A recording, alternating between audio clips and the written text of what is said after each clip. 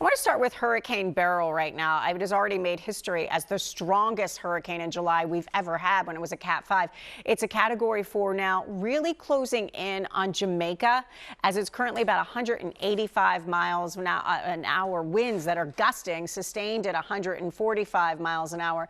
But it's closing in on Kingston, Jamaica, and at this point, looking like later today could be a Category 4 hitting or grazing Jamaica. We'll have to see if it crosses right through it or just down to the south, but you can see all of Jamaica kind of in the cone right there, that window. And then by 8 o'clock this evening, it's already past Jamaica, starting to lose steam a little bit as it does head towards the Gulf and heading towards Texas by late in the weekend or early into next week. So something we're watching very closely as it's a powerful storm.